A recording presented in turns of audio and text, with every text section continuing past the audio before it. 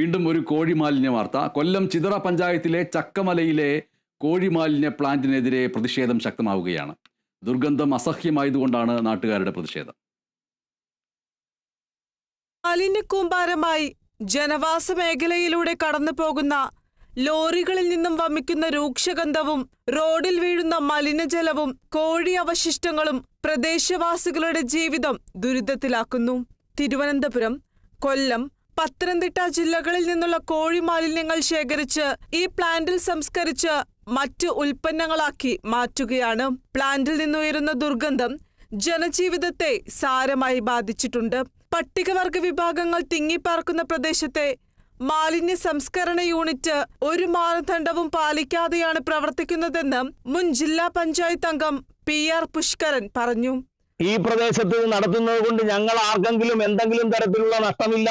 ഞങ്ങൾക്കുണ്ടാകുന്ന ആരോഗ്യ പ്രശ്നവും ദുർഗന്ധം കൊണ്ട് അസഹ്യമാകുന്ന പരിസരവും മാത്രമാണ് ഞങ്ങളുടെ മുഖ്യ പ്രശ്നം. അത് ഇല്ലാതാക്കുന്നതിന് നിങ്ങൾ ലൈസൻസ് ലഭിക്കുന്നതിന് വേണ്ടി ഉറപ്പുകൊടുത്തിട്ടുള്ള അത്യന്തം സങ്കീർണമല്ലാത്ത സാങ്കേതിക വിദ്യ ഉപയോഗിച്ചുകൊണ്ട് തന്നെ വലിയ സാമ്പത്തിക ബാധ്യതയില്ലാതെ തന്നെ ഈ ഉൽപാദനം നടക്കുന്നതിനും നിങ്ങൾക്ക് ലാഭം ഉണ്ടാക്കുന്നതിനും ഈ നാട്ടിൽ അതിനുള്ള സംവിധാനങ്ങളുണ്ട്. അങ്ങനെയുള്ള സാങ്കേതികമായ മുൻകരുതലുകൾ എടുത്തുകൊണ്ട് നിങ്ങൾ ഉൽപാദനം നടത്തിക്കോ.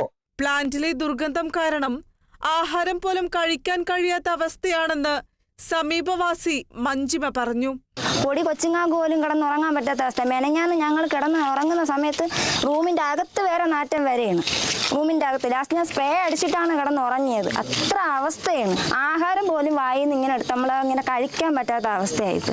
ആ മുതലാളി തായാലോ കൂടെ സ്കൂട്ടിയിൽ അങ്ങ് പോകും. അവരെ വീട്ടുകാർ നല്ലപോലെ കിടന്നുറങ്ങും. ഞങ്ങളാ മലിനജലം പുറത്തേക്കൊഴുകി കുടിവെള്ളത്തിലടക്കം കലരുന്നുവെന്നാണ് നാട്ടുകാരുടെ ആരോപണം. കോഴിമാലിന്യ പ്ലാന്റിനെതിരെ നടപടിയെടുത്തില്ലെങ്കിൽ പ്രതിഷേധം ശക്തമാക്കാനാണ് നാട്ടുകാരുടെ തീരുമാനം. കേരള വിഷൻ ന്യൂസ്, കൊല്ലം.